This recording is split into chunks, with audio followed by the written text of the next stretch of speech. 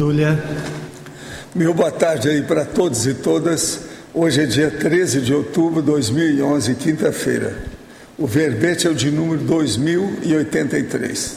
Ele tem 4 páginas, 41 elogias e 16 máximas. Eu chamo a atenção que a divisão do detalhismo tem 11 máximas. O tema, vácuo cosmoético. É dentro da especialidade cosmoeticologia. A definologia. O vácuo cosmoético é o caráter, condição, estado ou atitude da consi vulgar, inerte ou indiferente quanto à autovivência evolutiva da cosmoética. O holopensene sintonizado ao fluxo cósmico. O vácuo cosmoético na história do Brasil. A falta de vontade política. A falta de utilização do voto de qualidade nas decisões jurídicas empatadas. A falta de autenticidade das autoridades. A corrupção atual como omissão anticosmoética. A falta de virtude moral dos políticos profissionais. A perda da respeitabilidade dos poderes constituídos junto à coletividade em função do vácuo ético dos titulares. A supremacia da cosmoeticologia sobre as demais ciências. Os pontos existenciais críticos de testagem da autoincorruptibilidade. A existência pautada sob a orientação e hegemonia da autocosmoética. Na argumentologia, nós temos a taxologia com 8 vácuos conscienciais, apresentando relação estreita com o vácuo cosmoético. Quem quiser ver, olha bem com calma, que esse aqui está mais circunstanciado, mais detalhado. Agora, na remissiologia, nós temos 15 itens, destacamos. Aparvalhamento bovino, hibernação cultural, hibernação política, subcerebralidade, vaguidão ideológica.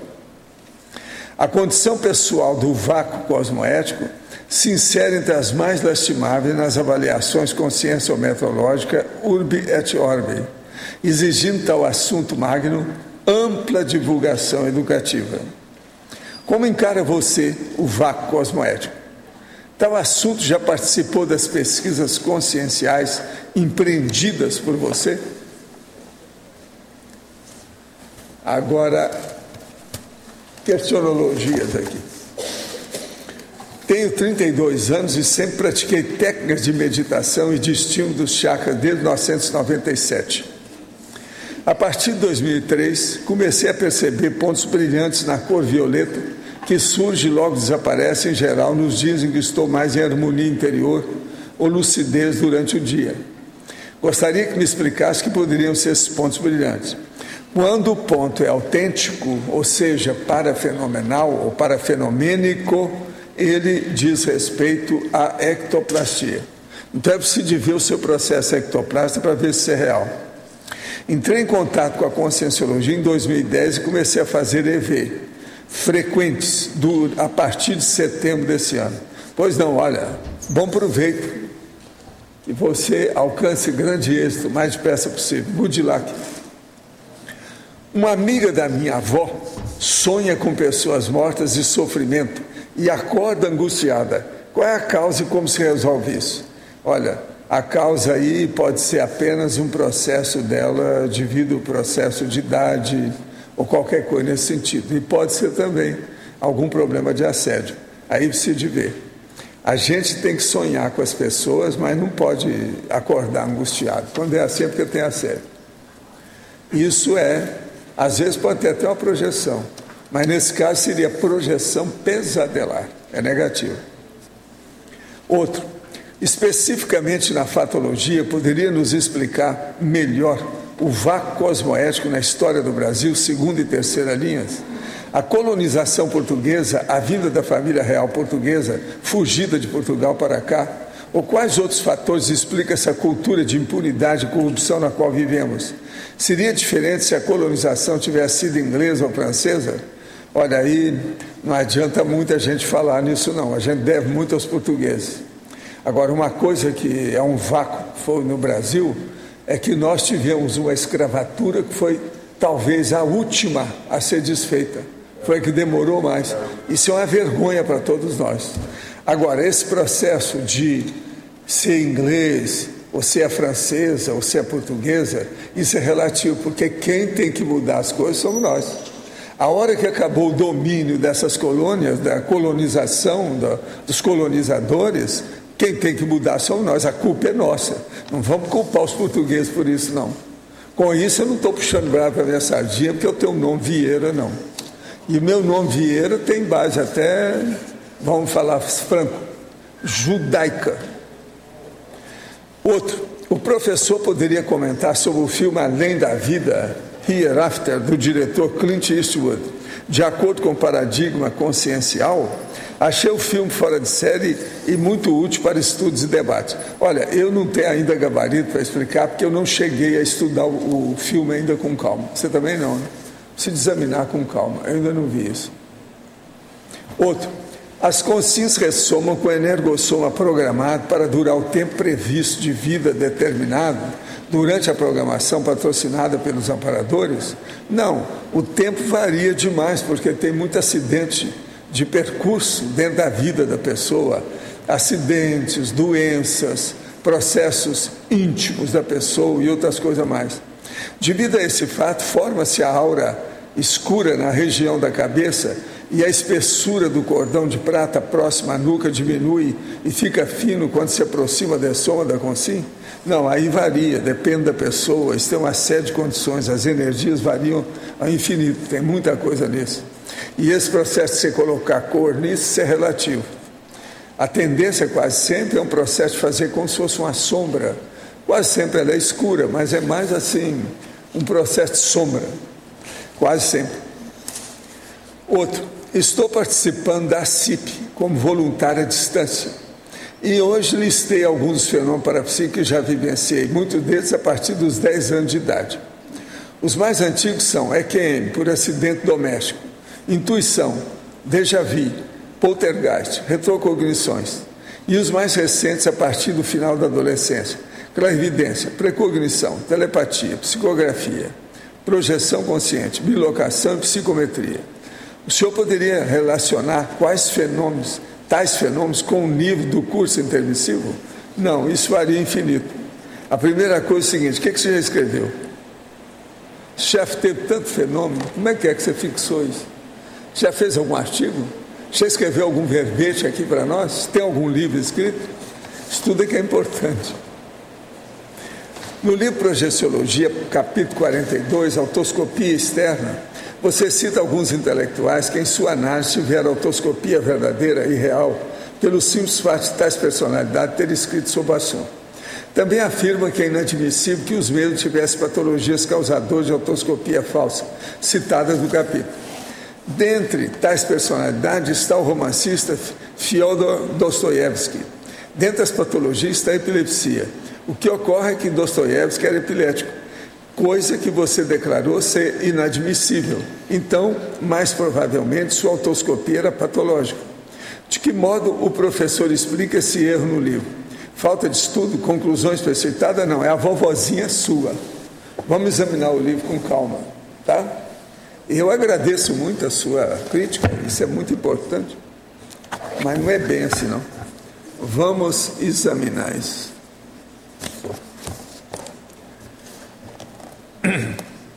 Histórico. Reportam-se a visões autoscópicas externas vários escritores, romancistas, filósofos e poetas, através dos tempos e da história humana, sendo que algumas experiências narradas são autobiográficas. Escuta, Urubu observa bem, algumas experiências narradas são autobiográficas. E a vovozinha, olha bem, estou chamando a atenção da vovozinha. Então vem, Hans Christian Andersen, Aristóteles, esse do Thales, do Hans Christian, ele fala sobre o processo de projeção. O Aristóteles, Gabriele D'Annunzio, esse cara era mais, ele escrevia prosa, mas como poesia, poesia em prosa. Esse aqui, Luiz Charles Adelaide Chamisso de Boncourt, é o Peter Schmidl. Esse aqui é preciso ver no alemão, porque no Brasil o povo não entende isso, não tem muita tradução dele. É esse aqui que eu discuti lá com o Homero, que o Homero falou, mas como você sabe disso? Eu disse assim, por causa do Instituto Goethe. Aqui o negócio tem que ver o alemão, você está entendendo? Então isso aqui é outra coisa. Alfonso Daudet, esse é muito conhecido no Brasil. O Dostoiévski, o Sósia. O Sósia, é bom você examinar o que é que ele falou sobre Sósia. Você não está falando aqui, fala só no Dostoiévski, mas não viu. Outra coisa, epilepsia, eu tenho um monte de colegas meus que são médios, sensitivos de alto nível e são epiléticos. Tem um monte de gente, isso depende. Outra coisa, quantos epiléticos não tem na história do Brasil, inclusive caras que foram grandes romancistas, etc, etc, etc.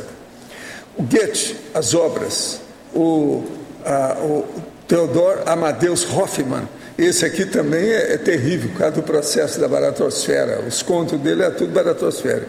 O Kafka, todo mundo sabe que o cara era meio piradão. Agora veja, Maupassant, Musset, Ferdinand Raimond, Le Dissipateur, o Johann Richter, que é o Hesperus, esse aqui também é um negócio de estudar para ver quem é que foi. É muito interessante esse livro aqui. Steinbeck, Great Valley.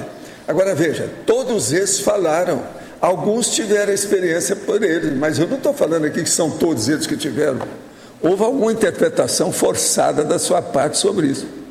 Aonde é que está falando esse capítulo aqui? Eu não sei. O que é que ele está dizendo sobre isso? Eu posso ler o capítulo inteiro, para vocês verem como é que é. Mas não é bem isso, não. O senhor precisa de estudar mais. Primeira coisa, o senhor não citou o nome. O senhor já viu esse texto do Dostoiévski? Se não viu, é mais uma terceira vovozinha. É bom você olhar todas elas. Seu negócio está errado. Agora, ó, reestude o processo e mande mais alguma coisa para esclarecer isso mais e fala onde é que está. O que você achou que está errado? Eu não entendi pelas coisas que estão aqui. Manda, que nós temos o livro aqui, a gente revê tudo de novo. Vai ser interessante. Eu não estou contra você, não. Eu acho muito bom. Eu gosto de tudo quanto é crítica. Sempre ajuda mais e a gente elastece as abordagens. Sempre ajuda. Gente, outra coisa que eu queria falar para vocês. Os neos-verbetes já começamos a fazer revisão de mais 20. Com isso, tem 4 neoverbetógrafos. Nós passamos então para 109. Comigo já são 110. Faltam 390. Tá certo? Estou de olho. Outra coisa, dessa turma, desses 109, já escreveram até agora 196 verbetes. Mais 4 nós inteiramos 200. Vocês não acham que é o máximo? Estamos caminhando para aquilo que eu falei. Tinha gente que falou que 500 era demais, e a vovozinha, para esse, novamente vamos chamar a vovozinha. Eu não estou dando banana tecnique hoje, porque eu dei muitas ontem. Então hoje é só a vovozinha, não dá. Agora, ó, quero agradecer aqui ao César e também a Malo, que a Malo indicou o livro, o César arranjou para mim, Miroir du Monde. É muito interessante, do Rei, Alain Rei. É uma história do enciclopedismo. Esse livro foi publicado em 2007. Agora eu quero ver, porque eu estou querendo ver esse livro há muito tempo, eu não conheço. Eu quero ver com calma. Agora tem umas coisas muito interessantes aqui. Tem o capítulo, a segunda parte dele, por exemplo, fala do projeto enciclopédico à enciclopédia, propriamente dita. Agora, aqui tem o seu povo aí, sabe, dentro dos processos que tem aqui de muita gravura, tem alguns deles, mas muita gente aqui dos islâmicos, árabes, e etc. tal. Porque eles andaram mexendo com essas coisas, você sabe, né? Agora tem uns deles que ele está citando aqui, ó, que põe muita força, que é o manuscrito árabe do Al-Biruni, que é, o processo dele é o Canon de Dieu Amaoud, os versos 1030. A cópia é de Islafan de 1108, tá certo? 1100. Agora, outra coisa, fala tudo aqui, uma opção de processo sobre a enciclopédia, depois tem uma bibliografia seletiva, no caso, os nomes próprios que são citados, tudo, e tem também os títulos das obras, as essenciais que ele fala em matéria de enciclopédia. Agora, tem relação do negócio da enciclopédia, um monte delas, com o processo todo, com detalhes. O livro tem 264 páginas, eu agradeço muito a eles, que eu quero ver isso aqui com calma. Uma outra coisa é o seguinte, o segundo Congresso Internacional de Verponologia já tem 47 pessoas, sabe? Nós estamos esperando o resto, cadê as outras 47? Nós estamos esperando vocês para fazer a inscrição, tá certo? Vão pensar nisso, que o negócio é sério. Tem muita gente importante para estudar verponologia. Agora, outra coisa, eu quero ver quem é que está aí do acoplamentário. Cadê meu povo do acoplamentário? É você que me entregou isso? Não foi? O caso da história em quadrinhos serve para você? Então, escuta, eu revi aqui o processo, tem algumas revisões, você tem que dar para o Pedro, para ele falar, e diz, aí tem mais ou menos, são poucos temas aqui, são 4 revisões que eu fiz, mas fala com ele para colocar isso tudo colorido, está muito bom, viu? Tá 100%. Olha a revisão que é processo de português, que eu andei mudando aí para ele. Agora, gente, ainda tem mais aqui, ainda tem um assunto sério que eu quero falar com vocês daqui a pouco, mas aqui, trinomiologia, página 32, segunda linha de baixo para cima, poderia aprofundar o trinômio concentração, atenção e lucidez. A primeira coisa, concentração mental é a coisa mais importante como faculdade mental. Sem a concentração mental, nada mais funciona bem. Não adianta a pessoa ter muito pensene, se aquilo vai ficar disperso, se ela não tiver concentração. Então, a concentração mental é importantíssima. Depois da vontade, é importantíssimo. Agora, na concentração, então, chega para a atenção. A atenção é a hora que a concentração especifica, ela fica pontual. Então, aí, o processo incrementa sobre algum detalhe. Então, é muito importante. Essa atenção, por exemplo, ela pode ser até dividida, mas ela tem que ter uma concentração muito forte antes. No fim, então, vem a lucidez. A lucidez é a capacidade da pessoa pensar com discernimento, agir com discernimento. Então, esse é o problema. Concentração mental, atenção, se possível, dividida, e a lucidez. Agora, tem um extra, tem um pós-fácil, tem um adendo, entende? Que é a taquirritmia. Fazer isso tudo assim, ó. Isso é que os evoluciólogos fazem, os serenões também. Agora, polinomiologia, página 32. O polinômio falha amnésica, lacuna sináptica e hiato pensênico, vácuo cerebral. Poderia comentar? Olha, isso aí é uma das causas, ou se vocês quiserem, a evolução para constituir o vácuo mental. Primeiro, uma falha de memória, mnésica. Dá uma lacuna sináptica, fica faltando alguma conexão nos neurônios lá com a sinapse, o processo das glias, dos dendritos, alguma coisa que falta. É igual a pessoa, por exemplo, quando vai falar e dá um branco mental, ele esquece o que é que ele ia falar, ou até sai. Há uma disrupção, como é que é o negócio elétrico, o que é que acontece com a eletricidade? Curto-circuito. Agora, junto com isso dá o hiato pensênico. O hiato pensênico é justamente o gap.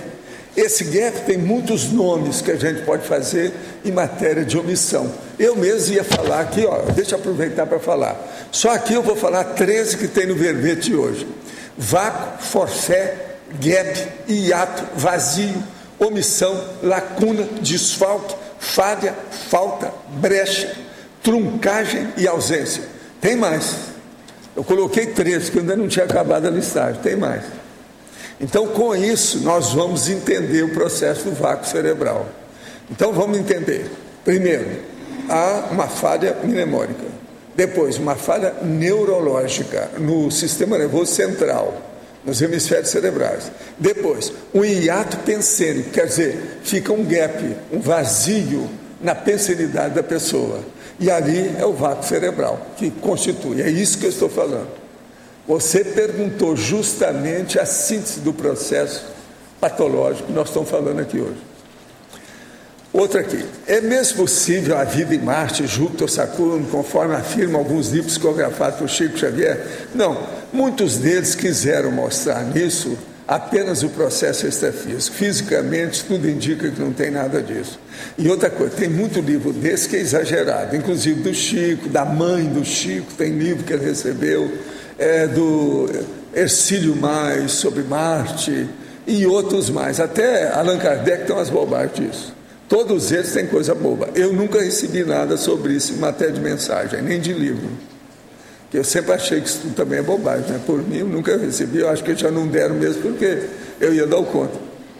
Agora, li no livro Obreiros da Vida Eterna que o visitante denominado Asclepios suspira por integrar-se no quadro representando o nosso orbe, junto às gloriosas comunidades que habitam, por exemplo, Júpiter e Saturno. O corpo físico das consciências que habitam esses planetas poderiam ser menos densos que os nossos, sendo, portanto, invisível aos nossos instrumentos. A materialidade dos corpos físicos de mundo mais evoluído pode ser mais sutil do que os nossos, permitindo que esses habitantes se projetem lucidamente com mais facilidade? Olha, isso tudo é possível, mas eu não admito isso até o momento, não. Nunca achei. E outra coisa, a gente não sabe se esses planetas são habitados. Não tem nada provado até o momento. Isso é bobagem. O que o senhor pensa sobre o Steve Jobs ter falado que trocaria toda a sua tecnologia por uma conversa com Sócrates? É uma ideia, né? Tem muita gente que teve ideia desse jeito, né? Agora, hoje eu queria falar aqui de uma pessoa que tem me ajudado demais. Eu exploro essa pessoa praticamente quase todo dia. E ela está completando os 17 aninhos dela com muita vibração. De modo que eu queria que vocês dessem umas palmadas para ela, que é a Mabel, que está ali.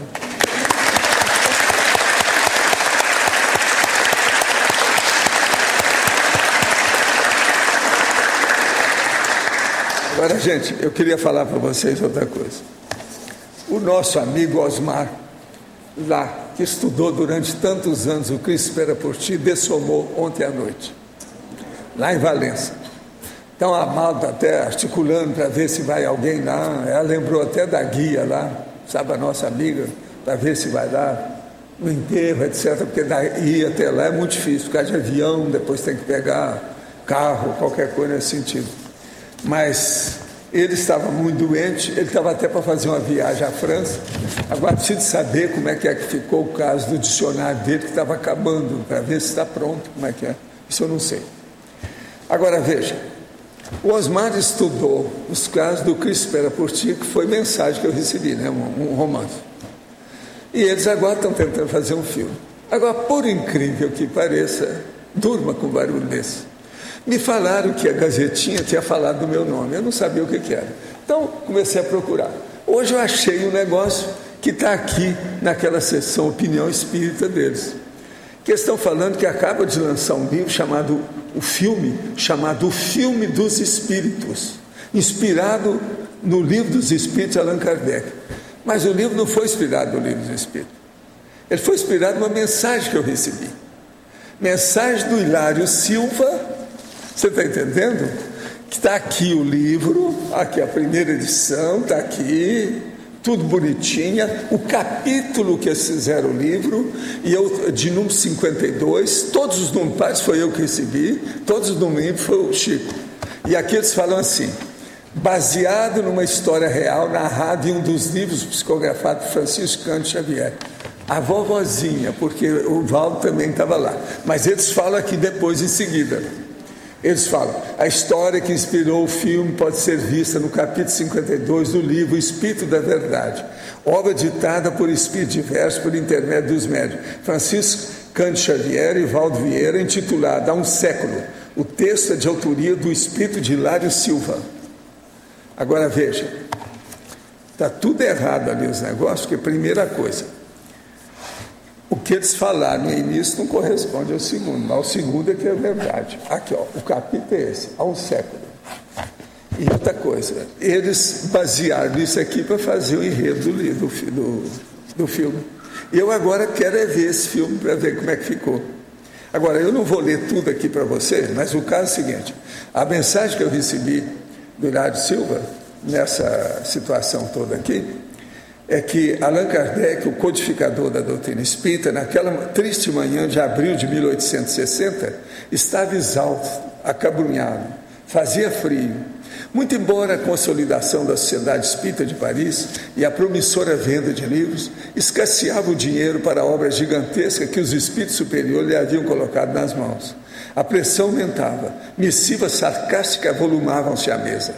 Quando mais desalentado se mostrava, chega a presciente esposa Madame Rivaille, a doce Gabi, a entregar-lhe certa encomenda cuidadosamente apresentada. O professor abriu o embrulho, encontrando uma carta singela e leu: Allan Kardec, respeitoso abraço, com a minha gratidão remeto o livro anexo, tal. Agora, o que se passa? O livro era o livro dos Espíritos, que evitou que o cara se suicidasse.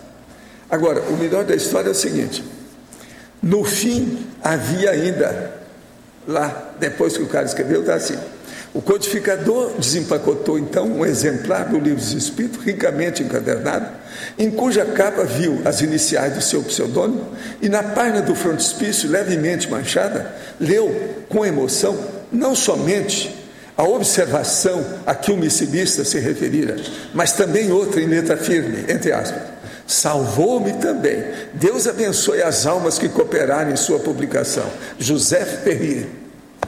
Entende? Então foi baseado nisso. Então aqui eles falam depois o que aconteceu, a reação de Allan Kardec, etc. Então fizeram o filme baseado nisso. Agora, eles lançaram o livro agora, o filme agora em outubro, porque no dia 3 era o aniversário do Allan Kardec, 3 de outubro. Agora é um longa-metragem, entende? E é engraçado isso, que a mensagem é essa há um século. Eu lembro quando eu recebi isso. Entende? Agora, veja, o outro não foi publicado, mas esse aqui já fizeram um filme baseado numa mensagem. A mensagem tem 3 páginas. Está entendendo? Não é engraçada essa situação? Agora, eu descobri o negócio hoje por causa do processo lá do jornal. Você está entendendo? Não, eu vou levar isso aqui. Esse aqui é lá de baixo. Eu quero dizer para vocês que esse livro já foi vendido muitas vezes nele aí. Sabe o livro desse aqui? Chama O Espírito da Verdade. Agora, todas as mensagens ímpares foi o Chico que recebeu. As pares fui eu, porque a gente colocava junto. Quem fazia e compunha o livro era eu mesmo. Então eu sei disso tudo aqui, como é que foi feito. Agora, eu quero dizer para vocês que a Epígrafe, para a semana que vem, vai receber esse livro de novo aí. Sabe esse? O Espírito da Verdade, que chama. Aí vocês podem examinar com calma o que é que se passou aqui em relação ao filme. Agora, o filme eu quero ver, para depois eu comparar com a mensagem que eu recebi, para ver o que é que tem de novidade nessa situação. O que é interessante, para mim mesmo, é interessante. Outra coisa, isso aí é mensagem que a gente recebeu na década de 50. Faz só 60 anos. Vocês têm ideia? Quase 60 anos. Agora, Valdo, as suas coisas têm muita afinidade com o processo de filme, né, de cinema. Você esteve em Hollywood também, e você vê o outro livro... O mais impressionante não é isso. O mais impressionante é a hora que o José Vitoriano vem e me coloca lá para trabalhar no cinema. Eu trabalho 10 meses até ele morrer. E outra coisa, comecei entregando programa de casa em casa e acabei praticamente na gerência do cinema. Eu tinha 10 anos de idade, 10 meses eu trabalhei nisso. Isso é que é o impressionante da história. Ele tinha uma confiança absoluta em mim. Eu, com 10 anos, já funcionava igual adulto, você está entendendo? Eu escrevia carta desde os 4 para 5 anos, aquela história toda, então... E tem outra variável, que a sua família também fazia cortina sonora, né? Não, eu fazia cortina sonora dos filmes mudos. Eu assisti filme mudo ainda, com o meu povo tocando. Eu lembro do Tom Mix, eu nunca pude esquecer a cena do Tom Mix em cima do cavalo, e aquele negócio todo, e ele no cavalo, sabe como é que é? Tinha também um cara que uma vez me impressionou muito, que eu era muito pequeno, né? Ele ficava escondido atrás da porta. E eu falava, gente, mas é preciso falar que ele está atrás da porta, dá um jeito, eu pequenininho, entendeu? Nessa ocasião também eles iam ao cinema. Outra coisa, eles às vezes me levavam porque não podia ficar em casa. Você está entendendo? Porque a banda toda, que é a orquestra, ia toda para o cinema. Entende como é que é? Então eu ia também. Exatamente aqui. Mas a minha pergunta é, com base nisso, quer dizer, o cinema é algo novo, a partir do século XIX, né, para cá. Por que essa sua afinidade tão grande com essa questão do cinema? Eu penso que é o processo de comunicação. Não é o problema de mídia propriamente dito, não. É o processo mais de comunicação. O meu processo de histrionismo, você tem que lembrar que o menino que foi morto pelos ciganos era histriônico, era um artista. Eles me mataram por causa disso. Eu, o garoto lá, que eu apresentava o negócio, aquilo criou um ciúme danado entre as facções lá deles, e eles acabaram brigando, e quem levou na cabeça foram as crianças. Eles mataram a criança para ficar livre do processo. E a gente, tudo ingênuo, né? Inocente na história toda, não tinha nada a ver com isso. E você vê, isso foi pouco antes de eu renascer, né? Pouco antes, que eu estou falando assim, menos de 40 anos. Entende? É menos, é bem antes, não é tão antes. Então é um negócio sério. Eu acho que o negócio meu foi esse. Agora, a coisa mais séria é o seguinte, por exemplo, o caso de Hollywood, de eu ir com o povo de lá, o processo do Jinxpeel, você está entendendo? É muito estranho. Agora, eu vejo que tudo é um processo extrafísico, né? Outra coisa, o Zéfiro esteve trabalhando com o povo no início, lá, não é bem cinema, mas na área do povo de Los Angeles. Outra coisa, eu falei com a Zéu, quando a primeira vez que eu fui lá com a turma de americano, eu falei com ela, eu falei assim, olha, eu vi um negócio desse aqui, mas não falei que era o Zéfiro. Eu vi um negócio desse fora do corpo aqui, com um negócio assim, assim, assim, expliquei tudo. Uma outra coisa, a relação que tem Vegas com o processo do deserto, que eu estive examinando o povo, tudo tem relação com esse povo. Entende? Minha ida lá a Vegas, o processo de Las Vegas, esse processo todo, tudo tem relação. É processo de passado. Uma coisa eu digo para vocês, quem entrou em alguma coisa não fica livre daquilo. Aquilo embaraça, envolve e a coisa continua. Todo mundo é assim. Então, professor, o processo todo é esse. Professor, no B. Sim. Isso tem a ver com os saltimbancos? Pois é, mas o saltimbanco, o garoto era saltimbanco. Não, de Las Vegas. De Las Vegas. Tem, até um certo ponto tem. Mas agora o processo de Vegas tem relação com os artistas. Eu fui lá com os artistas, então, turma de Hollywood. Eu quero saber se eu tinha várias pessoas.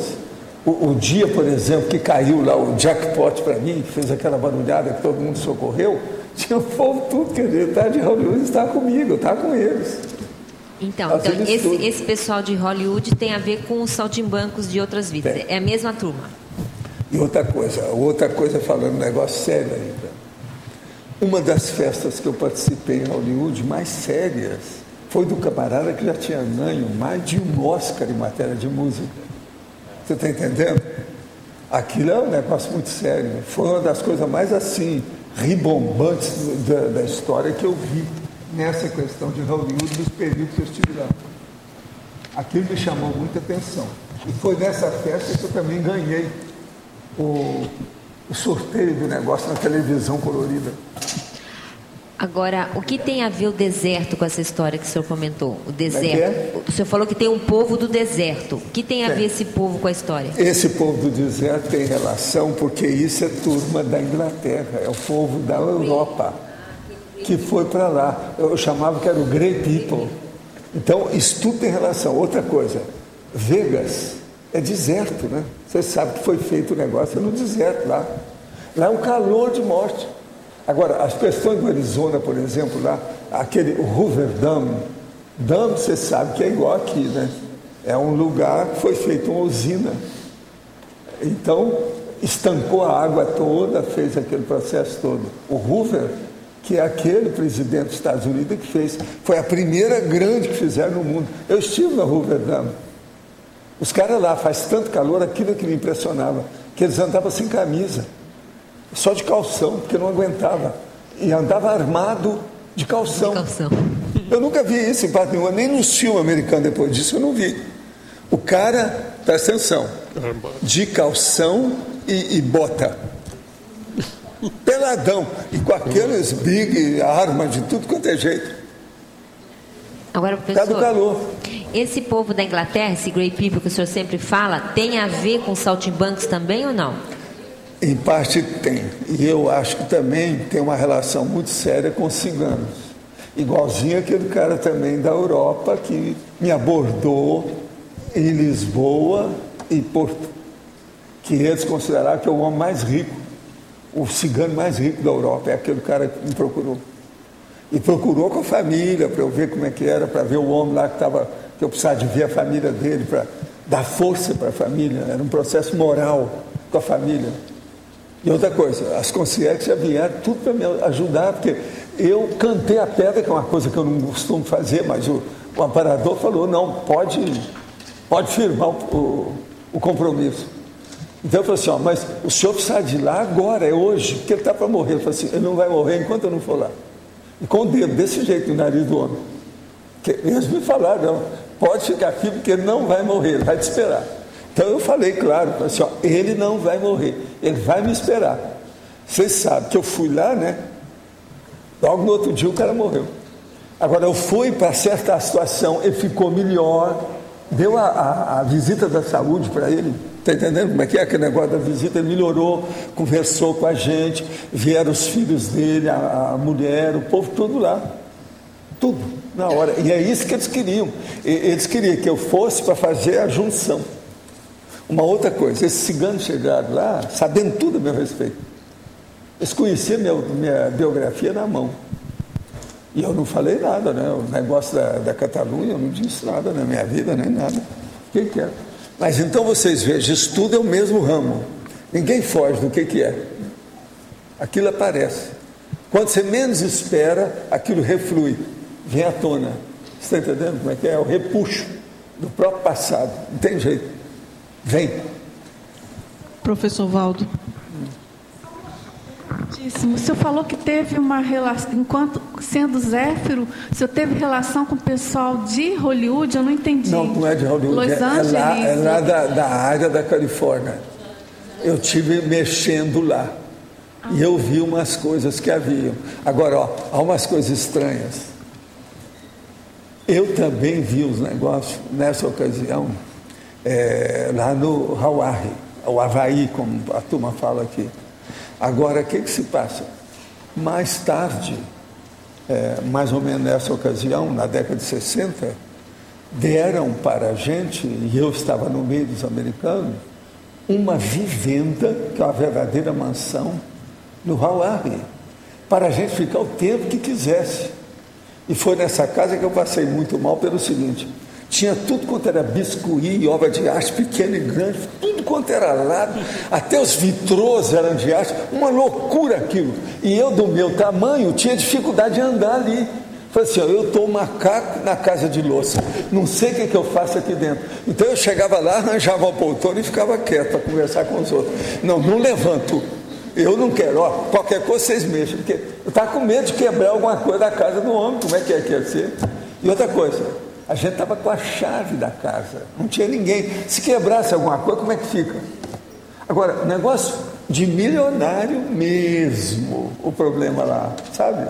Agora, era da turma daquele Kaiser. O Kaiser tinha casa, essa casa não era dele, mas as casas que o Kaiser tinha eram todas cor de rosa, porque a mulher, ele era apaixonado, a mulher morreu, e ela gostava demais de cor de rosa. Então, ele fez aquela série de casas em diversos lugares diferentes, com a casa cor de rosa. Esse cara dessa mansão era gente junto do Kaiser. E nós passamos lá. Mas eu fiquei lá e falei assim, eu quero cair fora, não vou ficar aqui não. Vamos para um motel. Porque você sabe, motel lá na Califórnia tem opções, eles são baratos, são acessíveis. Não vou ficar aqui não, vamos dar um jeito. Agora, o problema é que lá era Hollywood. Não era Hollywood, era Haiti. Você está entendendo? Era um problemão. E era na rua principal, um negócio sério, sabe? Em Honolulu. Agora, tudo tinha relação. Agora, foi lá que eu vi processo de curas, estive examinando gente com processo de energia. O povo do Hawaii Tem gente que tem muita força de energia, muito sério. É aquilo que se fala dos Kahunas. Valdo, essa é a mesma época que se ganhou em Vegas, lá que caiu a máquina. O que é? A máquina lá começou a cair moeda, o caça-níquel. Foi a mesma época essa? Slot Machine, foi. Isso tudo foi em 66. Em 66 eu andei vários meses em diversos lugares com esse povo todo. E fiz um monte de filme. Todo lado que eu ia. Quando eu chegava no lugar, mexia com o povo e vinha os médiuns da situação. Com aqueles médiuns, então, nós podíamos fazer a filmagem. Então, eu filmava e dava os filmes para eles, porque é isso que eles queriam. E foi a mesma época que você foi para a China também? Por exemplo, foi uma das épocas que eu fui, mas é que não foi só na China. Agora, veja, um negócio muito sério. Foi uma das minhas viagens às Filipinas, em Manila, que eu, então, comecei a fazer pesquisa para ver os médios de lá. Foi lá que eu conheci um cara que tinha um nome aqui, ó. Ele chamava Tertuliano. Tertuliano Terti, pra você ter uma ideia. Era o maior escultor das Filipinas. Ele ficou muito meu amigo. E o homem dirigia um centro espírita. Agora, quando ele viu que eu era do Brasil e o que é que eu tinha feito com o Chico Xavier, porque eu já tinha deixado o movimento espírita, o homem se enrolou comigo, não queria que eu saísse de lá nem nada. Agora, o melhor da história, eles faziam sessão, tudo fazendo igual aqui no Brasil. Tinha água fluidificada, dava passe, fazia fila, aqueles negócios todos. Então eu comecei a explicar para ele como é que eram as sessões espíritas do Brasil, o que faltava, como é que era. Falei sobre a câmara de passe, aquele troço todo. Agora, o cara chamava Tertuliano Terti. Eu, então, informei isso, então eles começaram a me mostrar todas as médias que havia. Havia uma menina de 17 anos, que eu filmei, ela mexendo na barriga de uma pessoa, a barriga aberta assim, ó, começou a mexer, daí a pouco começou a sair tumor lá de dentro. Na mão dela, todo mundo viu. E eu filmei aquilo e dei para eles. O filme, eles levaram. Eu fiz um monte de filme desse. Agora, tudo por quê? O Tertuliano Terti abriu o caminho para mim. Você está entendendo? Com a turma toda. Agora, lá nas Filipinas, depois disso, eu voltei lá. O povo é muito simpático. A gente tinha muita relação. E outra coisa, naquela ocasião, na década de 60, havia um monte de chineses, que eram todos eles ricos da China, que foram expulsos, praticamente pressionados a sair devido à Revolução Maoísta. Isso, do Mao Tse-tung. Então eles foram todos para lá, famílias inteiras. Eram os verdadeiros industriais da China naquela ocasião. E eles eram contra o processo do Mao Tse-tung. Eu encontrei com esse povo todo, um monte deles. Isso nas Filipinas, lá em Manila. Esse povo todo também tem relação com essa turma. Mas Filipinas tem muito médium lá, muito. Tem muito médium. Lá e outra coisa, tem muita coisa de energia, né? Outra coisa, lá parece o Brasil, que é o ambiente das Filipinas, lá tem 7.000 ilhas, que é o país. Agora, o que se passa? Lá é tropical igual o país, o Brasil. Por exemplo, mandioca, aipim, macaxeira, você olha no quintal das casas lá, é igual aqui. Eu falei assim, opa, estou em Monte Carmelo. Entendeu? Lá é impressionante. Professor Valdo B, Sim. Aqui em cima. Em Fatologia, na página 31, na segunda linha, o senhor está falando do vácuo cosmoético jurídico. O senhor poderia ampliar quais seriam os indicadores da virada, da conquista dessa cosmoética? O processo mais sério é a leniência. A leniência, por exemplo, da jurisprudência do Brasil, é só ver aí o programa do Datena que você vai ver o que falta na jurisprudência do Brasil. É muita coisa que está todo mundo de braço cruzado, ninguém faz nada. Como é que é? Por exemplo, essas leis aí para ver o processo da escola que o Datena fala todo dia, para colocar lá o negócio para o detetor de metais do povo que entra. Por que é que não fazem isso? Onde é que tem esse povo? Agora, o processo todo, a culpa disso tudo é jurisprudência. O vácuo maior do Brasil é jurídico. Nós todos sabemos disso. Foi o que eu falei com o desembargador que esteve comigo aqui anteontem. Ele vai mandar um livro, né? Vamos ver como é que fica isso. Professor. Esse aí escreveu um livro sobre criminologia. Vamos ver o que é que ele escreveu nesse sentido para ajudar a gente. Agora, a democracia pura precisa entrar nisso aí. Tá. Esse livro, desse desembargador, seria um indicador um momento de reflexão, já para você fala assim, você é o meu herói, você é o meu ídolo. O que eu estou precisando no Brasil é gente que mexa com a criminologia para tomar conta disso, porque é uma leniência generalizada. Agora, por quê? Primeiro, os caras são comprados, os advogados, magistrados, esse povo todo. Já entra lá comprado. O próprio governo é que dá indicação. Isso está errado. A própria lei que faz o Supremo já tem alguma coisa errada nisso. Então, está errado nas vísceras, é na raiz, é nas entranhas do processo jurídico do Brasil. Então, por exemplo, o que é que precisa mais no Brasil? É uma renovação política, mas a base toda tem que ser jurídica, senão não adianta nada. Por que é que esses políticos deitam e rolam? Porque eles mandam na jurisprudência à vontade. Compra todo mundo, acaba com todo mundo fica de rabo preso, culpa do cartório, não pode falar nada. Então, esse é que é o vácuo que eu estou falando. Esse aí é básico. Professor? Sim. No B. Mudando só de assunto, é comum uma mesma pessoa ter o mesmo nome em vidas diferentes? Muito raramente. Muito raramente. Muito raramente, devido ao processo de mudança quase sempre da direção consanguínea. Muda de família, muda de etnia, muda de lugar. Muito raramente. Eu já vi alguns quando tem na mesma família. Então, o cara que foi bisavô dele mesmo, às vezes tem um nome parecido. Cada família. Mas agora é muito raro. De tudo que eu já estudei de personalidade consecutiva, isso aí é uma das coisas raras. Não é fácil, não. Em binomiologia, página 32, última linha, poderia ampliar o binômio cosmoética psicossomática, cosmoética mental somática. O problema todo é o seguinte: a cosmoética psicossomática, ela se baseia mais na melhoria da pessoa do ponto de vista ético e moral, das emoções que ela tem. O processo comocional que é aperfeiçoado em favor dos outros, que vai para a mega fraternidade. Agora, na mental somática já muda a situação, porque aí já tem mais discernimento. A pessoa então amplia a modificação, ela fica maior, a reciclagem é bem mais ampla e profunda e de resultados melhores do ponto de vista evolutivo. De modo que a cosmoética mental somática é a que nós precisamos ter. É além do bicho, além do subhumano, além do cerebelo, além da psicomotricidade. É essa que supera os processos bélicos da situação toda, é a mental somática. Por isso que essa turma que já mexeu com belicismo no passado, hoje chega aqui a verdadeira enciclopédia viva, que é o seu caso. Você estuda tudo, tem um monte de coisa, tudo isso é cosmoética mental somática. Olha a lógica. Gostaria que o senhor abordasse a questão da assinatura pensênica dos ex-mini dissidentes frente ao processo da enciclopédia da conscienciologia. O senhor, na tertúlia de domingo passado, nos explicou que os ex-mini dissidentes terão que ter esta informação em seus mini currículos da enciclopédia. Por gentileza, qual a importância dessa informação na enciclopédia?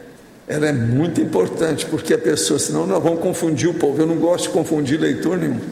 Pergunto, para que essa informação e orientação me sirvam de reflexão? Vamos explicar isso mais uma vez, é a terceira vez que eu falo, presta atenção. Se nós deixarmos a pessoa e colocá-la lá, ela escreveu um verbete e fica as iniciais. Então, a pessoa vai ver as iniciais, chega lá e vê a mini biografia dela. Não, é o fulano. É assim, mas esse fulano não é aquele que escreveu um livro? Aquele livro dele não é nada de conscienciologia. Então, como é que fica? Se ele colocou lá, então, se lá na minha biografia entrou que é ex-mini dissidente, vai esclarecer o processo da pessoa, que ela avançou mais do que aquele livro que ela publicou. Está claro? É isso que eu estou falando. Nós não estamos indo contra a pessoa, não. Pelo contrário, vamos até ajudar a pessoa para ela se entrosar com o processo de autorrevezamento, o problema da Max Proex grupal e outra coisa a mais. Outra coisa aqui de uma pessoa de Belo Horizonte. Ainda sobre Steve Jobs, gostaria de saber sua opinião sobre a causa da dessoma dele. Em algumas tertúlias anteriores, o senhor mencionou que a origem do câncer deve ter sido proveniente do uso do LSD. Hoje sabemos que alguns tipos dessa doença têm como causa a mágoa profunda, o ressentimento antigo e o ódio. Jobs foi rejeitado 2 vezes, primeiro pelos pais biológicos e depois pelos primeiros pais adotivos escolhidos. Só o segundo casal escolhido, Paul e Clara Jobs, que estavam na fila de adoção, ficaram com a criança. Depois de adulto, Jobs procurou os pais biológicos, perdoou a mãe e nunca quis falar com o pai. Penso que o fato de não ter perdoado o pai pelo abandono pode ter causado o câncer. O que o senhor acha? Não, eu acho que o LSD é um fator muito mais preponderante do que isso que você está falando. E seu aí é um problema ainda muito assim, nebuloso, não, vamos com calma. Agora, LSD não, eu já estudei isso, estudo, desde a época que eu estava no movimento espírita, desde a década de 50 e tantos para 60. E outra coisa, eu recebi e vi como é que é esse remédio, joguei tudo fora. O LSD, o ácido lisérgico, e ele realmente ataca, principalmente a hepatopatia, que acaba pegando no pâncreas. Poderia comentar sobre ectoplasmia? É negativo? Depois que se identifica ser ectoplasta, o que é bom ser feito? É a pessoa ajudar os outros através da energia, o mais depressa possível. Agora, de modo geral, quem é ectoplasta tem uma força na mão, isso é positivo. Mas depende da pessoa saber usar aquilo. A maioria são incômodos, porque são acidentes de percurso que a pessoa tem. Ela está com uma coisa na mão que o negócio cai. Vai mexer no telefone, o negócio estraga. Vai tocar no computador, o computador dá defeito, dá um tilt. Isso tem muita gente assim. Isso é acidente de percurso devido às energias que estão mal calibradas. A energia tem que ser equilibrada. Se ela é desequilibrada, ela cria doença. A maioria das doenças que nós temos, tudo se deve ao desequilíbrio das energias conscienciais da pessoa. Estou trabalhando mais o EV durante o dia e estou exteriorizando bastante energia, principalmente no meu serviço. Só que quando chego à noite em casa e vou me deitar, fico descoincidido e me sinto mal. Fico mais de 1 hora me sentindo mal, até conseguir fazer EV de novo. Depois disso, sinto banho energético e presença de amparador. Será que está se caracterizando TENEPS? O que devo fazer? Não, está caracterizando que você está em desenvolvimento com as energias. TENEPS é outra coisa, começa a estudar isso. E outra coisa, você só deve começar a TENEPS quando você estiver preparado, se sentindo tal, porque senão não dá não. Em binomiologia, página 32, segunda linha, poderia ampliar o binômio autolucidez, autorretrocognição.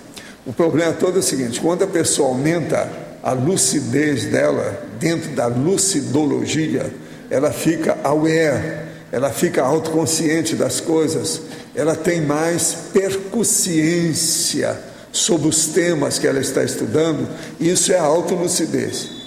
Se a pessoa entra nessa autolucidez e ela começa a estudar o processo mnemônico, quer dizer, o processo da holomemoriologia da pessoa, a memória dela, ela pode entrar numa autorretrocognição.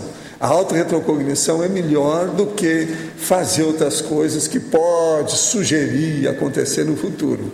Agora, o que pode acontecer também junto com isso, ao mesmo tempo, é a simulcognição. É a pessoa ter percepção das coisas na hora que aquilo está ocorrendo. Isso também pode ocorrer. Então, a autorretrocognição, aí no caso, ela se amplia com a autolucidez. Por quê? A autolucidez melhora a memória da pessoa, a memória vai melhorar aquela memória retrógrada, grande, remota, passada, pretérita, prévia, grande. Porque toda memória, a gente lembra, quase sempre, ela é do passado, ok? Mas eu estou falando é a grandona, remota, profunda, bem antiga.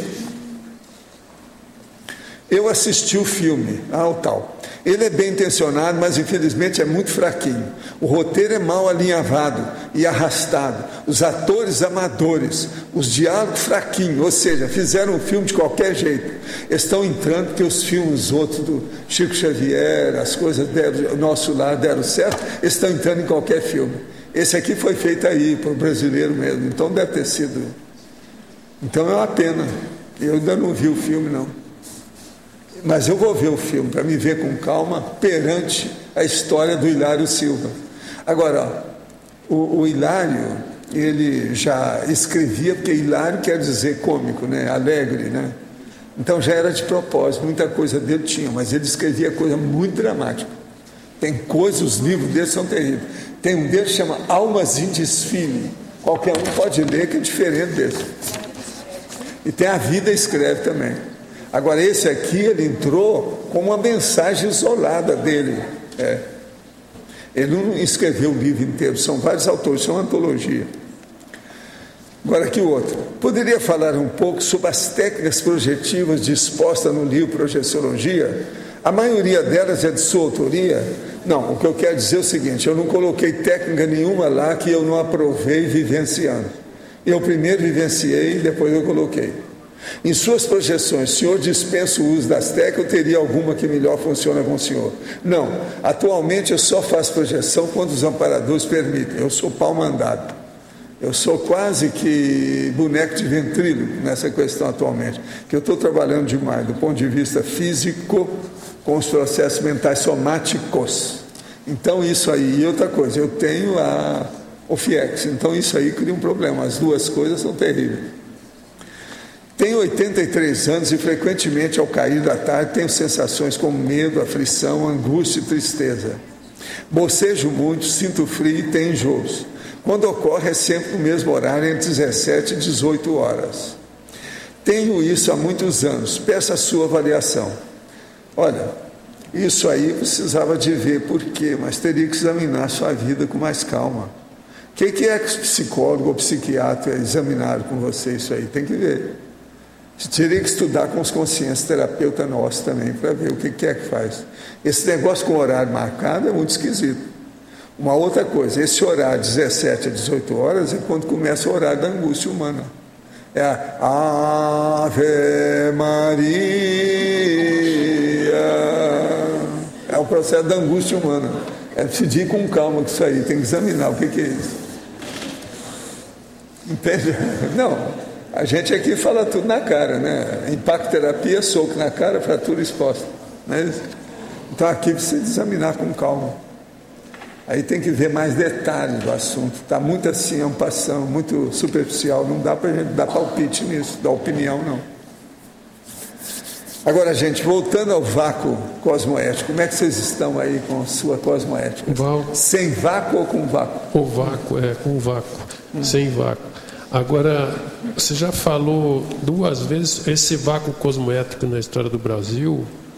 Você falou assim, ampassão. Eu gostaria que você desse uma analisada maior esse processo histórico, porque parece que já vem... Processo histórico do Brasil. Não, você examina as coisas do Brasil, né? Eu falei o caso da escravatura, mas tem uma porção de vácuo.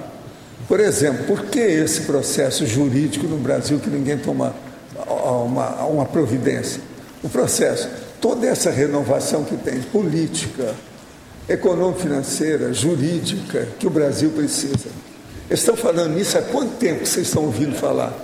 Você, desde que era rapazinho, você escuta isso. Quando é que eles vão fazer essa alteração a favor das coisas para melhorar isso cosmoeticamente? Isso é um vácuo. Todo mundo está de braço cruzado, vendo a banda passar.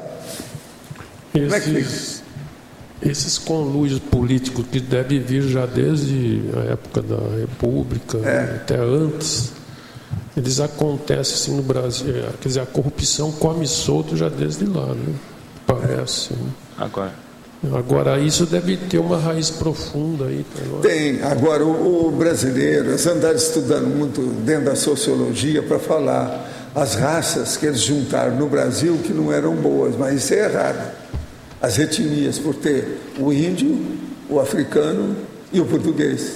Então, pessoal, isso aqui, mas isso é pensamento dos europeus contra o Brasil. O negócio é errado, não é bem assim não. Isso é bobagem. E outra coisa, a culpa se existe, mas é nossa, é o jeito nosso.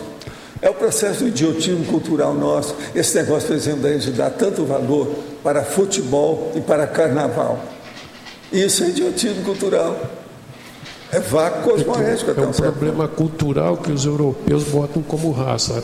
Até aquele norueguês doido lá que fez todas aquelas atrapalhadas lá de terrorismo, ele tocou o Brasil, porque essa mistura de raça, mas o europeu enxerga muito questão racial, mas o problema parece que é cultural. Agora, estuda só o vácuo cosmoético do Brasil na questão da morosidade da jurisprudência no Brasil. Isso é impressionante. Compara a jurisprudência do Brasil, como é que ela age, com outros países. Isso é impressionante, se a gente for ver. Dá pena como é que a situação é aqui. A quantidade de recursos também que tem, né? Não, o tanto de leis que eles arranjaram, tudo para embolar o meio de campo, para criar facilidade. O Datena vive falando, de vez em quando é até cômico o que ele fala, de tão trágico que é. Fica tragicômico aquilo que ele fala. Você vai ouvir de vez em quando, você solta uma gargalhada no que ele fala. E às vezes as coisas são horríveis. Ontem mesmo eu estava lá, a Graça estava no outro quarto, ela ouviu, porque estava mais alto lá o negócio, que eu estava trabalhando com umas coisas, ela ouviu o Datena, soltou a gargalhada lá dentro. E é tudo baseado nisso. O Datena comparando. Por exemplo, primeira coisa, uma das coisas que ele estava falando ontem, sabe, esse negócio celular só funciona na cadeia. Você vai mexer no seu celular e não funciona, dá alguma coisa. Agora, na cadeia é uma beleza. Eles dirigem tudo, mandam matar, tudo lá de dentro. Quer dizer, é um negócio tragicômico, mas veja, é uma verdade isso no Brasil.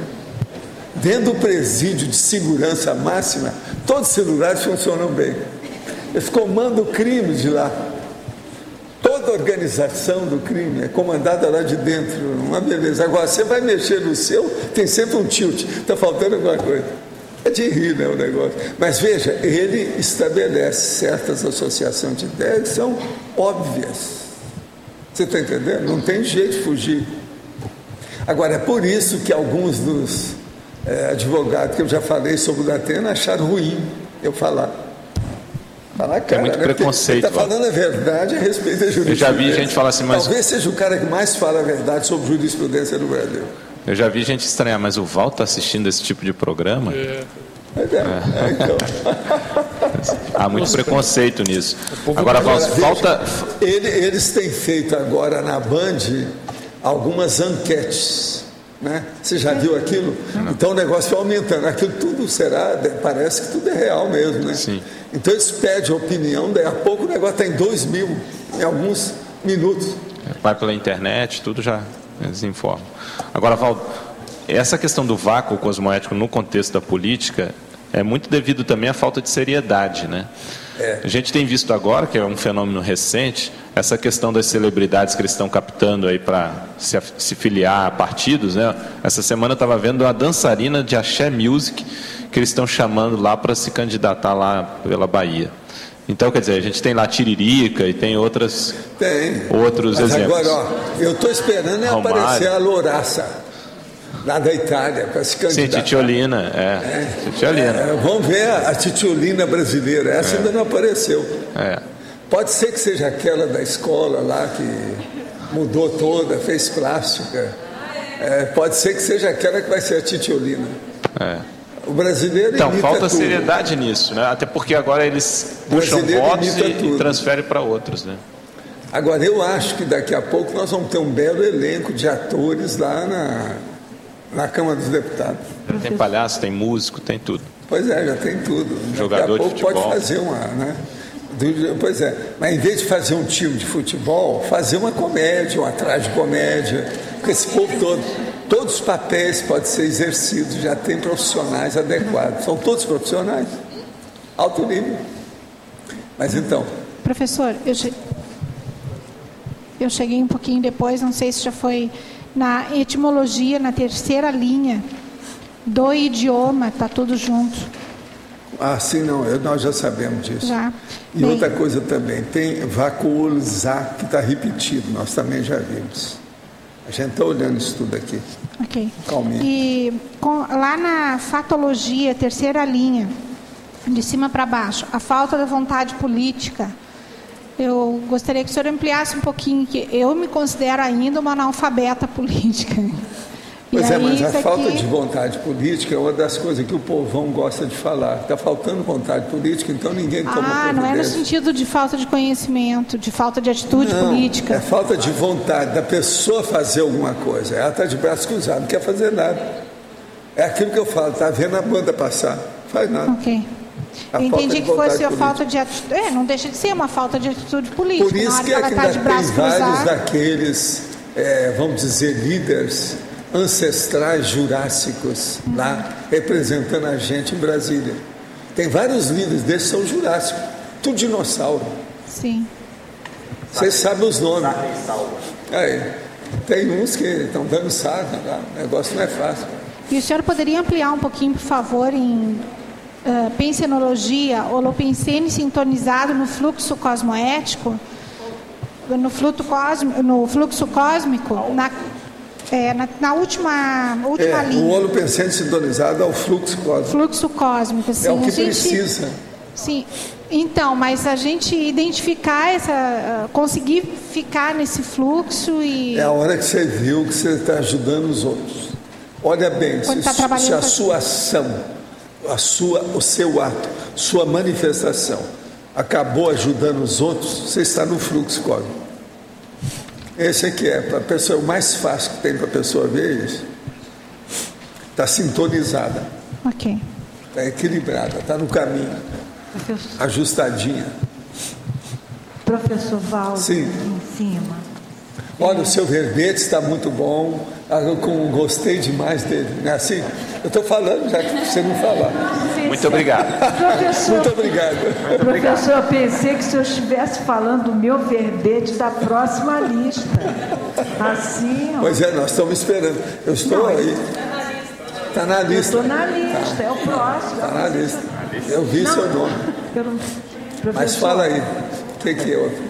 A partir do que o senhor falou ainda há pouco, para a gente tomar uma atitude. Aí aqui, na segunda linha da fatologia, sim, tem esse vácuo cosmoético político. Sim. Como efetivamente nós, consciências políticas sadias, querendo fazer alguma coisa efetivamente, o que por exemplo, gente pode fazer aquilo que o Datena estava falando ontem. Ele mostrando o povo lá que estava reclamando, né, essa semana, reclamando a anticorrupção. Falou assim, olha, eu desejaria estar aí, vocês me consideram que eu estou aí, isso tudo é participar. O Brasil precisa dessas manifestações anticorrupção. E fizeram cada cartaz enorme contra a corrupção no Brasil. Sim, está tendo as passeatas toda hora, mas... Pois é. Manifestações públicas. Agora ele ainda falou, ainda é pouca gente, precisa de pôr mais gente nisso. E está certo. Eu, se pudesse, eu entraria nessa também. Essas anticorrupção, o Brasil precisa disso. Mas passeata ainda está na linha? Porque não é. Resolve? Vamos dar uma do Bertrand Russell. Ele estava com 92 anos e andava na rua. Contra a bomba atômica. Lá com o povo. Desarmamento. Vamos lá. Pois não precisa de fazer piquete, faz a passeata. Tá bom. Tá certo? Professor Valdo. Sim. Aqui. Aqui. Na aqui na Argentina, aqui em Buenos Aires. Aqui sai no caixa de som. Na antepenúltima linha, os pontos existenciais críticos de testagem da autoincorruptibilidade. Sim. O que você quer? A gente tem críticos. Que ver a autoincorruptibilidade da pessoa. Quais são os pontos existenciais críticos? Isso. Tem que fazer o teste, a testagem, experimentar, ver, indicar, dar o diagnóstico. O que é que a pessoa fez? Por exemplo, uma das coisas mais sérias que tem, quase sempre isso aí envolve a renúncia. A abnegação da pessoa, a renúncia dela. Isso é a autoincorruptibilidade. É a cosmoética muito avançada. Isso tudo tem que ser levado em consideração. Pensa nisso, abnegação. Quando meu irmão dessomou durante os 3 dias que antecederam o acidente que ele sofreu, a pálpebra do meu olho esquerdo ficou repuxando. Isso já havia me acontecido, mas não por tantos dias. Ontem, completando 11 meses do acontecido, a pálpebra do mesmo olho também repuxou. Como saber se isso pode ser uma sinalética? O que fazer quando isso acontece? Não, olha, isso aí quase sempre, isso é mioclonia na base de falta quase sempre de vitamina ou óleo, os elementos da dieta da pessoa. Precisa saber como é que você está com o seu processo dietético. Então, é por aí que vai ver. Agora, quase sempre aquilo aparece nos órgãos ou sistemas que a pessoa tem o ponto fraco. Como é o processo da mesma pálpebra, do mesmo jeito, o olho esquerdo, isso é porque você tem predisposição ali pelo caso. Agora, quase sempre tem que ver aí o que falta em matéria de suplementos vitamínicos, minerais, óleos, elementos, ele não sabe. Página 32, em numerologia, o último item, truncagem proexológica. Você pode falar um pouco mais sobre isso? A truncagem proexológica. O problema todo é o seguinte, é aquela pessoa que quer aparecer mais do que aquilo que ela fez. Então, ela faz um disfarce, ela camufla, ela exagera, ela amplia o processo. E isso aí é um perigo. Está entendendo? Para as coisas dela mesma. Porque na hora que ela pode fazer isso, ela pode estar querendo fraudar uma situação, essa fraude é autocorrupção. Essa autocorrupção vai dar autoassédio. O autoassédio vai permitir o heteroassédio em cima dela. Então é muito importante a gente ver como é que fica isso. Outra coisa, não adianta nada fazer isso, porque quando a pessoa dessomar, ela vai ver a realidade dela, se houve ou não o processo real do complexo, né, do completismo existencial. Então não adianta forçar a barra de querer ser aquilo que não é. Em matéria de processo extrafísico, isso não dá certo. E a PROEX é justamente, a base dela é paracultural. Ela é extrafísica, aquilo que eu estou falando, paracultural. Entende? É multidimensional, é extrafísico, a base mesmo. Por quê? A ideia começa lá e a ideia vai ser concluída lá. De modo que passa por nós. Mas o negócio é aqui você tem que construir, fazer. Mas agora, teoricamente, a coisa começou mesmo, foi lá. Isso tudo tem que ser pensado. E acaba, quer dizer, a pá de cal, o fim da história, a cereja do bolo, é colocada quando a pessoa dessoma. Aqui no APS, professor Valdo. Sim. Na binomiologia, na página 32, o senhor poderia comentar o binômio cosmoética psicossomática e cosmoética mental somática? Onde é que está? É o último item da binomiologia. A cosmoética psicossomática, cosmoética mental somática. Eu já comentei. Eu cheguei agora. Alguém quer falar o que eu falei? Quem é que quer responder aí? Fala aí alguma coisa, fala você. Cosmoética psicossomática tem mais correlação com você depurar seus sentimentos, para você, na hora da ajuda, né? Mas que a principal nossa é a questão da cosmoética mental somática, que já vai entrar mais discernimento, é muito mais abrangente, você vai mais a fundo. Então a psicossomática é mais aquela ética, cosmoética mais de sentimento mesmo. Eu penso muito em Tacon e Tales, não sei se seria essa correlação.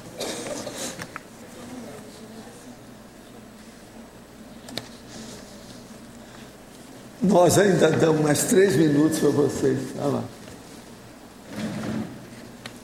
Hoje é dia da mega euforização. Eu estou lembrando os 3 minutos por causa disso.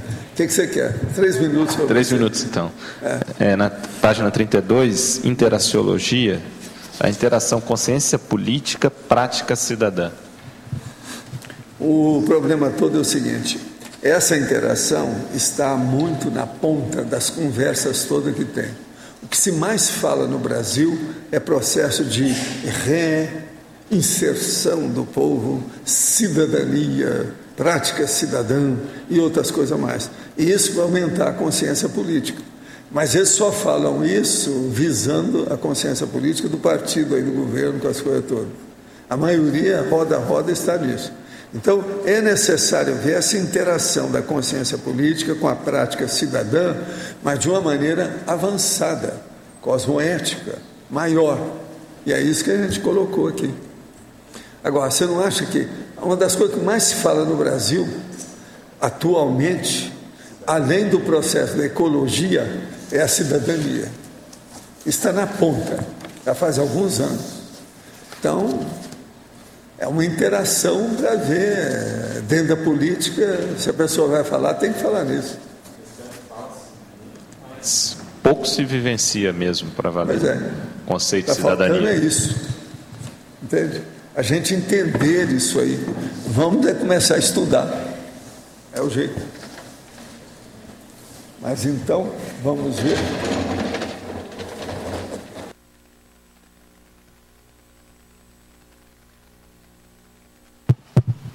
Pessoal, nós lembramos agora de pedir para vocês desligarem os celulares, por favor, e também não teclarem no computador durante aqui a megaforização. Ok? Obrigado.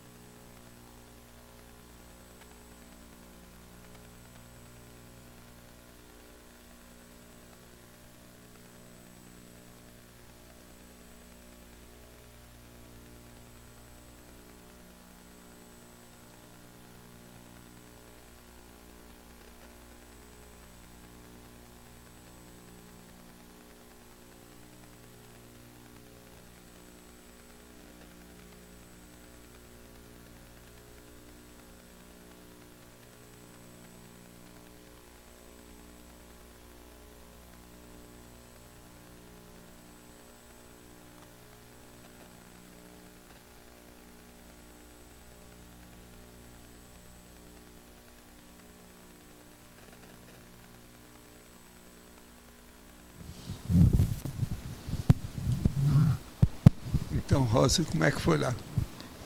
Professor, eu nem sei explicar. Esse processo já começou comigo desde a jornada para a pedagogia.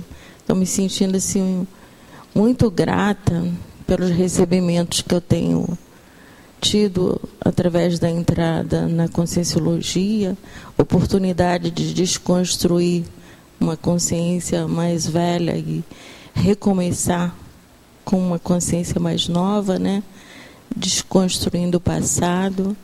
Então, assim, eu estou assim quase em primeiro. É isso? Então, é como se eu tivesse descoberto um mundo novo agora. As fichas estão caindo todas, né? Eu sei que você está sentindo bem aí. Muito bem. Eu estou sentindo, desde que eu sentei ali, muito o coronário, né? E pulsando muito, sim, né? E muito bem. É um processo de gratidão pela vida, pelo cosmo, por tudo que, todos os recebimentos. Bacana. E agora, e o Arlindário, como é que foi lá? O que eu senti na hora foi uma pulsação dos chakras assim bem forte.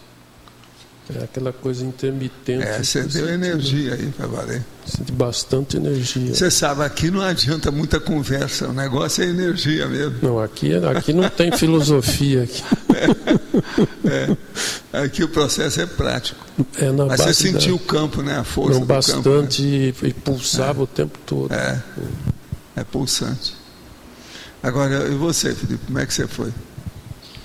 Eu, no início, eu tentei entender um pouco melhor a postura ideal para poder participar, então... Depois você relaxou e deixou a coisa acontecer. Foi.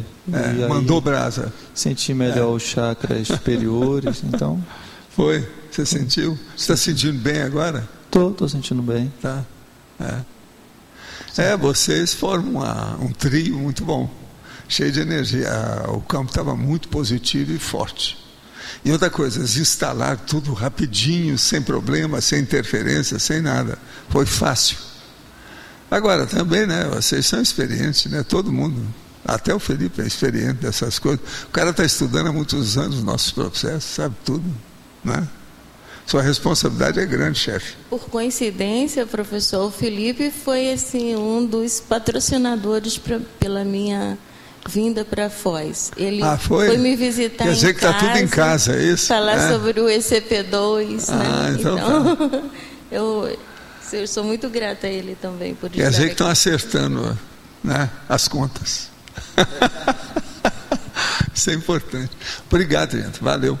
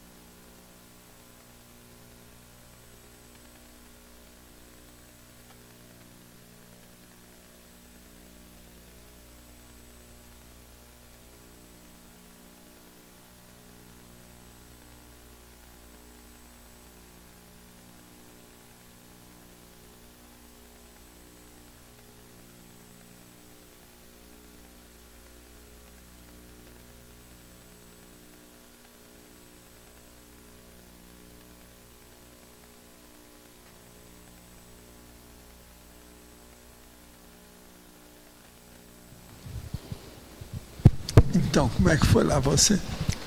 Foi, assim, no começo eu estava um pouco tensa, né?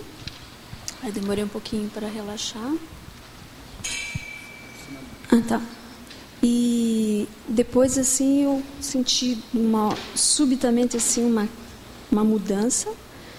E aí parece que eu não senti mais aquela pulsação muito forte do cardiochakra. E aí começou a ficar mais homogêneo e senti mais, assim, um acoplamento com uma energia mais suave, assim, né? Antes eu estava sentindo pulsar bastante quando eu estava sentada. E depois não, ficou mais calmo, ficou mais tranquilo. Aí no final, né? Na terceira parte já no final, aí eu senti, assim, um desbloqueio aqui no meu ouvido direito. Também um calor que subiu, assim, né? Do cardiochakra para o rosto. E mais isso, assim, mais essa calma. Está sentindo bem agora? Muito, muito bem. Então tá bom. Obrigada. E você, como é que foi? Então, para mim foi muito gratificante, né, receber esse presente. Estava aqui passeando. Eu senti muito forte o meu cardiochakra e, assim, uma leveza muito grande. Estou me sentindo muito bem. Está sentindo bem agora, tá. E você, Patrícia, como é que foi? Eu também, a hora que eu sentei, senti o cardio, o laringo, depois o fronto, e depois comecei a entrar em EV, e agora sim, eu sinto a minha cabeça leve, límpida, serena, muito bem também. Te deram um banho aí, deram muito banho forte, viu? Daqueles grandes, tá certo? É verdade. Tá bom. E também a gente, vocês estão ótimos, eu agradeço muito a presença de vocês, com todas essas energias, o campo estava muito forte.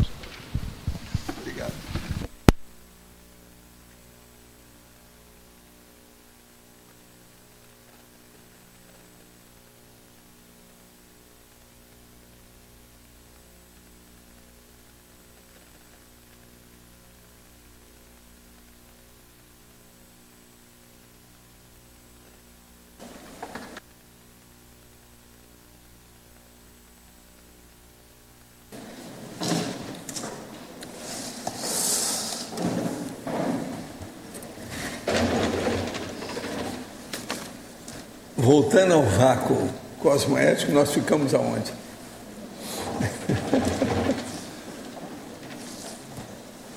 O que vocês falam aí? Como é que foi?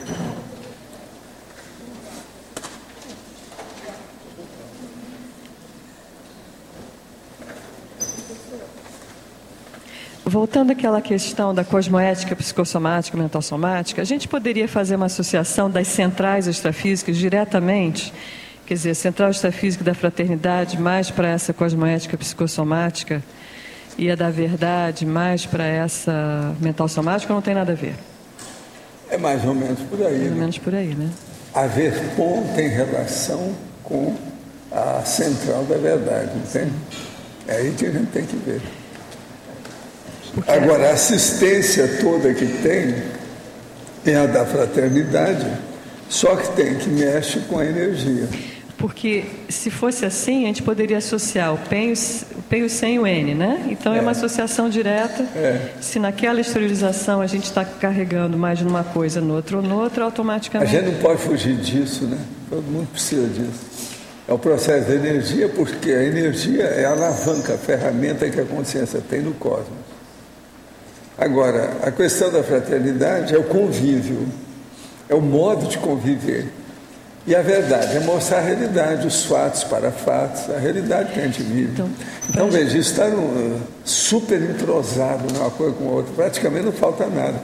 Agora, as três têm processo de cosmoética. Sim. Cosmoética prática, teórica, de aplicação. Do N ao 100 ao PEN. Vamos dizer, a cosmoética filosófica da história, tem tudo aí dentro. É a cosmoética com as energias de uma maneira geral, não é isso? Agora, na questão da verponologia lá que vocês estão estudando, isso tudo entra. Então, e como é que a gente... Seriamente. Para essa conexão, né? Da gente estar mais conectado com a central extrafísica da verdade, ou com os... É da verdade. Ou o simulacro dela na interlude, né? Que o senhor fala que a gente... Mas a coisa mais séria é a verdade, né? Então, é o processo é a central extrafísica da Verpon, né? Sim, ou das Verpon. Seria um sinônimo, né? Quer dizer, da cosmoética são as três. da verdade. E aí, para a gente estar ampliando essa nossa conexão com as Verpões e com a Central Extrafísica da Verdade, é isso mesmo, né? Está estudando mais. Caminha por aí. Agora, o que eu penso é as pessoas começarem a estudar a heuristicologia, a inventividade, a serendipitia. Por exemplo, qual é a predisposição que a pessoa deve fazer para ter ideias novas? Os neoconstructos, para que lado que é que vai? O que eles vão? Como é que fica? Isso aí é que eu acho que vocês têm que debater lá para valer. Vamos ver. Eu estou vendo aqui que o Amin está lá em cima. O Amin, nós temos dia 11 de novembro Magnoproex para ajudar a turma de Manaus, não é esse? Você faz lá o correspondente ao que for. É 11 de novembro. Já foi revisado tudo. Tá certo? É um diferente lá. Mas o Everton ainda não passou, né? Ah, então ainda vai passar logo para você. É Magnoproex, que é para o evento de Manaus, que eles pediram. Então esse é o 11 de novembro. Você quer falar? Página 32, em sinergismologia, no final da segunda linha. O sinergismo, comedimento, medida exata, imparcialidade, medida justa.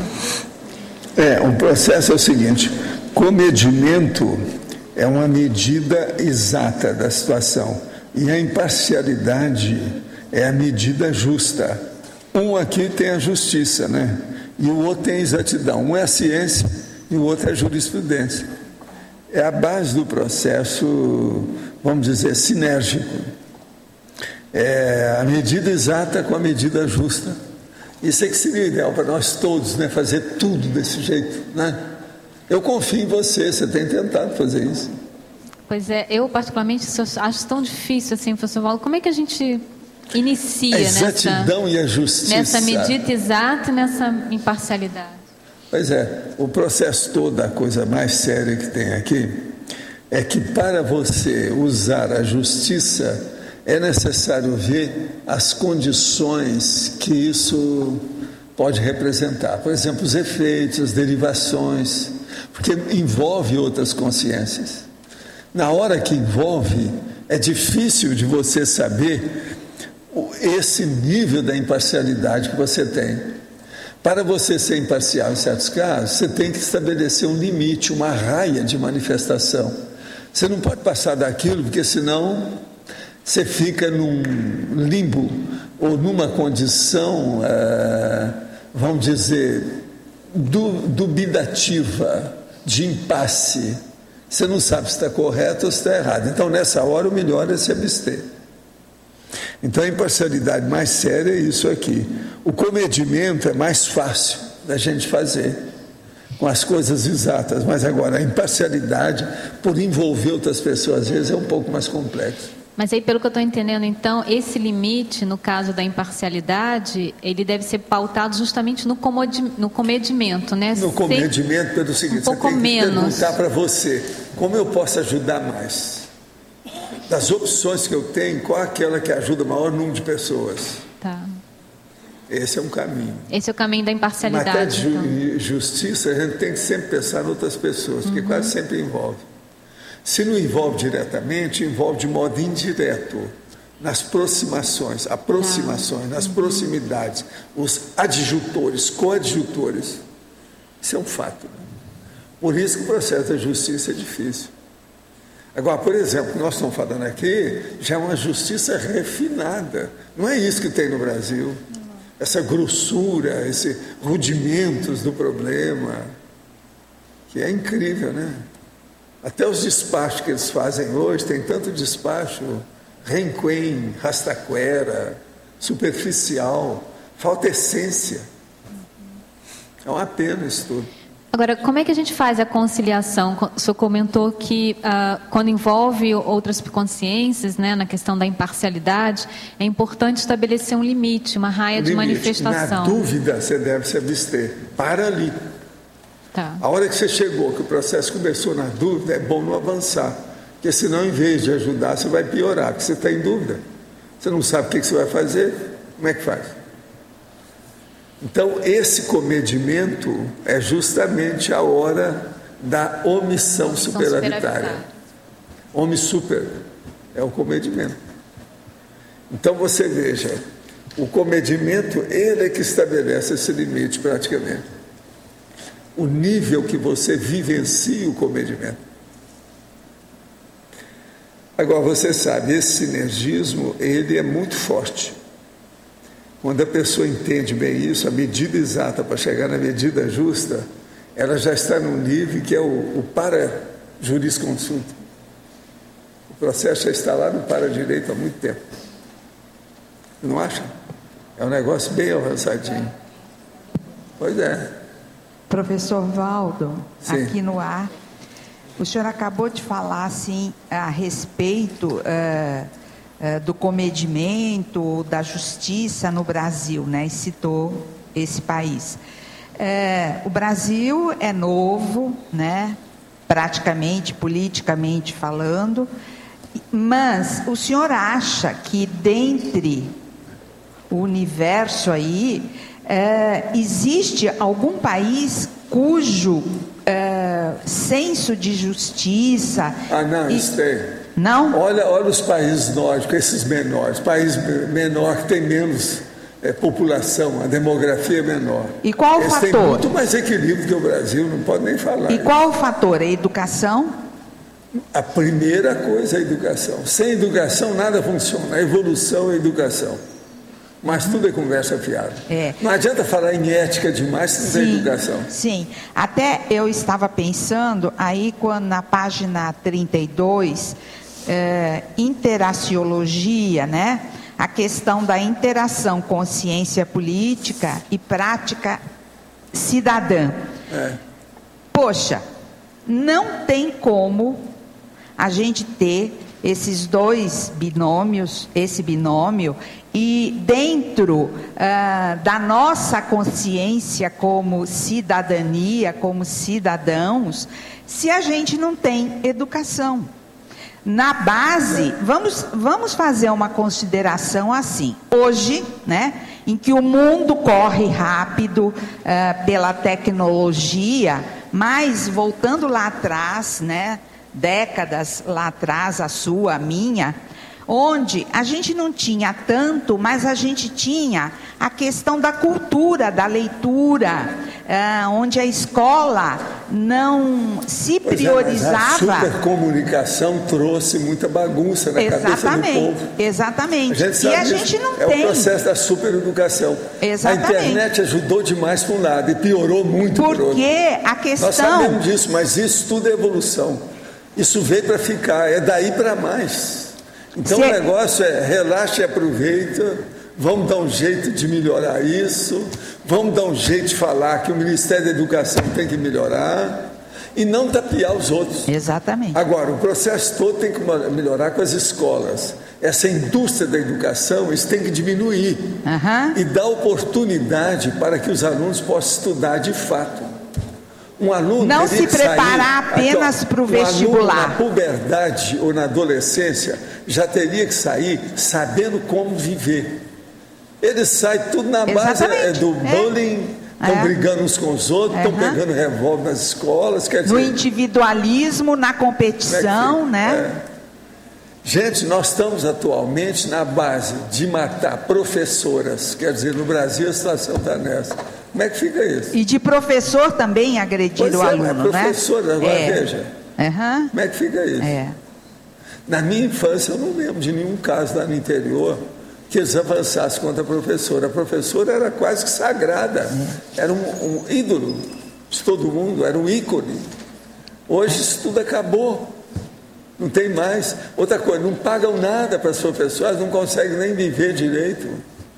Uma professora, por exemplo, ela vai dar aula numa escola aí do governo ou qualquer coisa, se ela tem que viver lá perto, porque se ela viver longe, só o que ela vai gastar de condução todo dia, vai embora o dinheiro. O fisiológico, o psicológico do professor vai para as Então, esse processo de educação tem que começar com o governo, o Ministério da Educação, depois a administração da escola, os donos das escolas, se é que tem, depois o corpo docente, depois é que vem o corpo discente. Tem muita coisa até chegar lá. Essa é a condição da educação do Brasil. Agora, gente, eu agradeço muito a vocês, a sua atenção, etc. Agora, quantos verbetes você acha que eu devo fazer? Você acha que eu devo fazer mais uns 10? Mais uns 10? Fazer uns 30, pode ser? Então tá. Tá. Os nossos comerciais, por favor.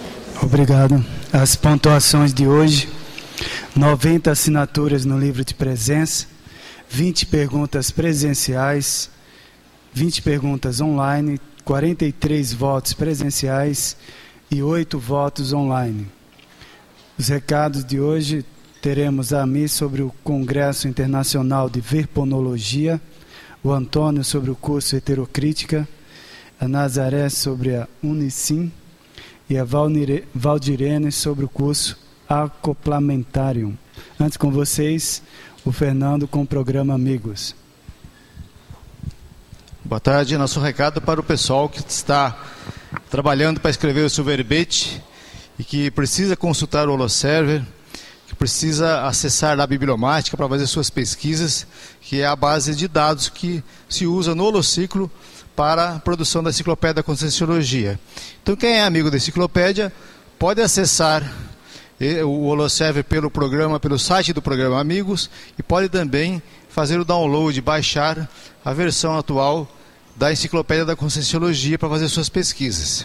Quem não é amigo pode fazer pesquisa no próprio Holociclo, no ambiente do Holociclo, ou tornar-se amigo da Enciclopédia para poder acessar. É muito fácil, é muito prático, basta ligar no CAEC 45 35 25 26 52, torna amigo da Enciclopédia, imediatamente você recebe a senha e acessa o site do programa Amigos para você fazer as suas pesquisas, ok? Nós ficamos à disposição. Obrigado. Hoje é o meu último convite para a jornada que se inicia amanhã, às 15 horas, começa o cadastramento. Jornada não, gente, desculpa, é o 2º Congresso Internacional de Verponologia, estou até trocando as bolas. Enfim, esse é o meu último convite. Para quem não fez inscrição, ainda dá tempo. E para aqueles que vão estar sem transporte para sair do CAEC para o discernimento, o transporte vai estar disponível gratuitamente às 14h30, ali na frente, tá? Muito obrigada e até lá. Bom, boa tarde a todos. O nosso convite é para o curso Heterocrítica de Obra Útil, dessa vez uma edição especial, uma obra pré-selecionada, O Quinto Poder, Consciência Social de uma Nação. É da Lilian Dreyer e da Maria Helena João Peter. A Maria Helena João Peter, ela é a autora principal do livro, e ela é, curiosamente, a esposa do João Peter, que é o dono da Gerdau. Ela é lá de Porto Alegre, e ela há muitos anos estuda o processo do voluntariado. Então ela desenvolveu um livro bastante interessante. Esse livro nos foi sugerido pela Isabel e pela Eliana da Unicim, e apresenta uma questão muito importante para nós na Conscienciologia, que é o processo do voluntariado, né? No voluntariado a gente vê, né, que a satisfação do trabalho é pela contribuição, que vai muito além da satisfação do pagamento do vínculo empregatício, né? Então, esse é um das principais fontes de trabalho que a gente alcançou aqui na CCCI, né, com base nessa contribuição aí do trabalho voluntário. O professor Valdo costuma falar aí da Universidade Aberta do Voluntariado. Então, o livro tem uma diagramação muito interessante. Ele é uma espécie de uma organização, né? Não são só as duas autoras, mas são diversas entrevistas, diversos capítulos bastante ricos. Por exemplo, a primeira parte, parceiros voluntários em 4 tempos.